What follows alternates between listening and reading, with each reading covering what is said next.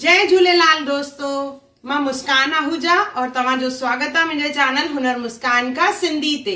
इहो उहो चैनल आहे जिन ते तव्हांखे सिंधी रेसिपीज़ मिलंदियूं, उनखां सवाइ सिंधी ट्रेडिशन, सिंधी कल्चर हुजे, असांजी रीति रस्मूं हुजनि, हिकु हिकु वीडियो मां पंहिंजे चैनल ते अपलोड कंदी आहियां। ॾिण वार हुजनि, ॾिण वारनि ते कहिड़ो खाधो ठहंदो आहे, हिकु हिकु मुंहिंजे चैनल ते आहे, त ज़रूरु चेक कजो। अॼु मां तव्हांखे ॿुधाईंदसि दशहरे ते सिंधी छा कंदा आहिनि।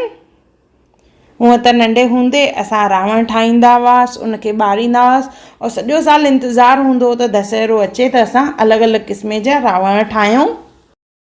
दशहरो यानी विजयादशमी, जंहिं ॾींहुं हथियारनि जी यानी शस्त्रनि जी पूॼा थींदी आहे, उन सां गॾु घर जी, दुकान जी, मशीनुनि जी ऐं गाॾियुनि जी बि पूॼा कंदा आहियूं, जंहिंमें असां कणिक जे जवनि जो इस्तेमालु कंदा आहियूं और उन सां गॾु इहे पीला गुल बि विझंदा आहियूं। इहे कंडियूं जेके आहिनि स्पेशली दशहरे ॾींहुं मिलंदियूं आहिनि। ॾिसो हिन तरह आहिनि कंडियूं। इहे कंडियूं जेके आहिनि सभिनी ते चाढ़ींदासीं असां। ॾिसो हिननि कंडियुनि में स्पेशली जवनि जो ई इस्तेमालु कयल आहे। हाणे अचो त असां कंडी चाढ़ियूं था पिया, त गाॾियुनि ते असां तिल कणंदासीं पहिरियों। उन सां गॾु असां कढंदासीं ओम और स्वास्तिक, अगरबत्ती घुमाईंदासीं।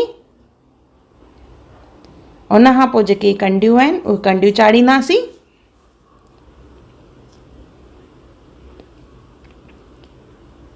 घर में जेतिरियूं बि गाॾियूं हुजनि उन्हनि गाॾियुनि ते हिकु हिकु कंडी ज़रूरु चाढ़णी आहे।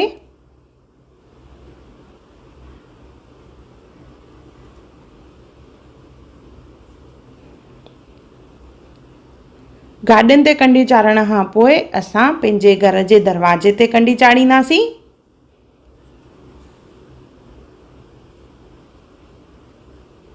अगरबत्ती घुमाईंदासीं, तिल कणंदासीं, ओम और स्वास्तिक कढंदासीं।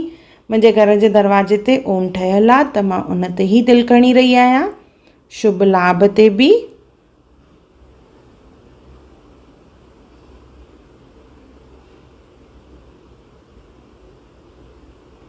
अगरबत्ती घुमाए करे असां कंडी ॿधी छॾींदासीं दरवाजे ते। मुंहिंजे घर में 2 दरवाजा आहिनि, फ्रंट एंड बैक डोर में, त मां ॿिन्ही हंधि ॿधियो आहे।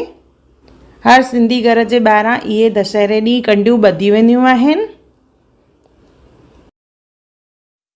अगरि इहे कंडियूं नथियूं मिलनि त ॾिसो हिन तरह जूं नॉर्मल कंडियूं बि असां ॿधी सघंदा आहियूं।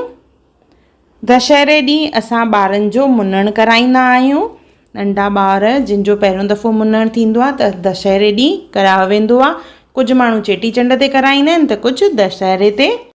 दशहरे ॾींहुं नए दुकान जो महूरत कयो वेंदो आहे। जेके शुभ कम आहिनि असां दशहरे ॾींहुं कंदा आहियूं। अहिड़े नमूने मां कुझु कोशिशि कई आहे तव्हांखे दशहरे जे बारे में ॿुधाइण जे लाइ। अगरि मूंखां काई ॻाल्हि रहिजी वई हुजे त मूंखे कमेंट करे ज़रूरु ॿुधाइजो। अगरि तव्हांखे मुंहिंजे चैनल ते रेसिपी या वीडियो पसंदि आयो हुजे त उनखे ज़रूरु लाइक कजो, शेयर कजो और सब्सक्राइब कजो और मुंहिंजी नई ईंदड़ वीडियोस खे ॾिसण जे लाइ बेल आइकॉन ज़रूरु क्लिक कजो। मूंखे इंस्टाग्राम और फेसबुक ते बि ज़रूरु फॉलो कजो और मुंहिंजे सफ़र में मुंहिंजो साथ ॾियण लाइ धन्यवाद। जय झूलेलाल।